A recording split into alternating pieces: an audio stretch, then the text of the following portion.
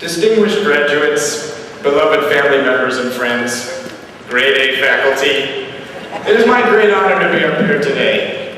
In fact, because it's such an honor, I've decided to waive my usual appearance fee. 7 goats and your daughter's hand in marriage. Graduation is a time when we look backwards at a rewarding high school career. But we also look forward to a life of internet dating services and Dorito binges. And as we look forward while simultaneously looking backward, our necks begin to hurt. Right now, though, I'm in a backward-looking mood, so bear with me. When I think about my time at Mercer Island, I think about my studies as a deep pool of knowledge in which I've been doggy paddling for years. I really did learn so much, though. In American studies, my junior year, I learned about an unprovoked attack on the United States by England. Called the British Invasion, it was led by the Beatles. The Beatles from Liverpool. I do other impressions, so you can ask me about those after this commencement address. And I could also go on with the historical trivia, but I don't want to seem like a show-off, so I'm just going to cut it off there. Despite our school's reputation for academic excellence, the things we'll remember about high school won't necessarily be what we learned in the classroom. Many of the lessons we've learned at Mercer Island came from other sources besides textbooks, and they're lessons that I hope will carry with us regardless of where we go from here. Fittingly enough, my first life lesson came my first day of school freshman year. Let me preface this by saying I'm an only child. Yeah, I can see some of you out there now whispering to your neighbor, well, that explains a lot. Maybe it does. But the point is, I have no older siblings. I had no one to tell me what high school was really like. So I was scared. I was convinced I'd be beaten up my first day of school, just destroyed. Everyone said, oh, Matt, come on, you'll be fine, don't worry. And I was actually quite relieved when I got to school and I saw how nice and welcoming everyone was. I was practically through my first day incident-free. And came video arts. I sat down next to this big senior. What's up, he said, raising his hand. So I proudly raised my hand to receive what I thought would be my first high school high five. But suddenly, his giant paw curled into a fist and exploded into my shoulder. Oh, come on! Now you guys probably won't be physically punched too many times in your future, but you might be emotionally punched, spiritually punched, metaphorically punched, metaphysically punched, hole punched, fruit punched? All I'm saying is be prepared and deal with it. It might hurt at first, but I promise in the end you'll be alright. Now there may be a handful of you out there who can relate to being the star athlete on a team, the go-to guy, go-to girl. When I played basketball on the freshman team, that wasn't me. What I lacked in height, I made up for with my lack of speed. I was barely allowed on the squad, given the spot as the 13th man out of what must have been sheer pity, looking back. But hey, I was on the roster, and I was part of a rich sports legacy, and I'll remember that feeling. And I hope that you guys will remember your Islander teams, whether you were a player, a spectator, or you just heard the news in the hallways, because they represented us.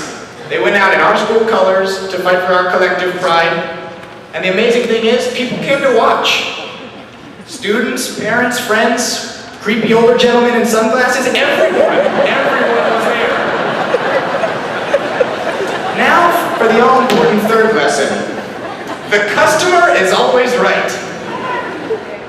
No, I'm sorry, that was actually for my Albertsons training program. Let me just, here it is, found it. This one's primarily for the guys though. Listen to me, I've been to my share of high school dances. Next year, you may be attending some mixers, some social gatherings where music is played. You're going to have to retire some of your moves, gentlemen. Right? Not only is pointing incredibly rude, but also it has no place on the dance floor. Don't look at me like that, I'm just trying to spare you some embarrassment. This one? Yeah, the arm crank? That's gotta go too. Hate to break it to you. You're probably asking yourself at this point, well, that's my lineup, what can I do? Check it out. Okay, we're running in place. Oh, we have a hitch in our step. Alright, yes, you guys are like that.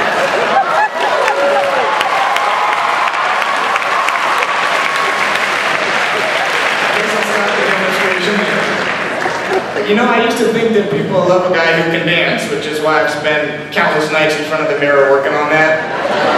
But recently I've learned that people love to laugh at a guy who can't dance, and that's good enough for me. I think it's safe to say that almost every single one of us made a few mistakes in high school. I'm not perfect, you can't listen to my mom. I'm not, I made them too. But we learn from them. I learned that it's not socially acceptable for a guy to express his admiration for Hannah Montana. I don't know why. She's a treasure. It's all about the climb, am I right, ladies? Notice how there was no male laughter there. I also made the common mistake of caring what people thought of me. For too long, I was afraid to wear my Lululemon yoga pants. Totally stretchy, totally comfortable, and yes, a women's size medium. Do they make me look fat? Oh wait, I don't care. Another big mistake was not getting into this whole text messaging phenomenon.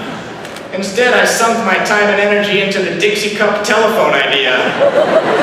They work only on a very limited range, so that was a big mistake. On a more serious note,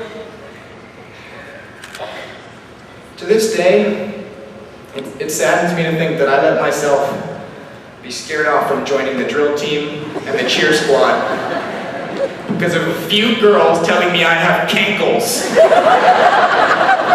I think we all know I would have been great. Or something to that effect. You know, one last one, and I know plenty of my fellow graduates are with me, not spending more time in the QFC parking lot. And thanks for the memories, Q. Despite these errors we may have made, our embarrassments, our regrets, there are definitely a few things that we'll miss about high school. Take the Bridges program, for example. In the real world, Monday mornings don't come with a light snack and a discussion about bullying. It just doesn't happen. I'm sorry, it won't happen. Also, I personally could never appreciate the school's health food policy. I always wanted access to my donuts, my cookies, my ice cream. But I think I'll look back on that policy fondly when I need a crane to lift me out of bed in the morning. There's one thing that I think we'll miss most of all, though. And that's the people of Mercer Island. When we think back on our high school career in 10 years' time, we might not remember what we learned in class, but we'll certainly remember what we learned in the hallways.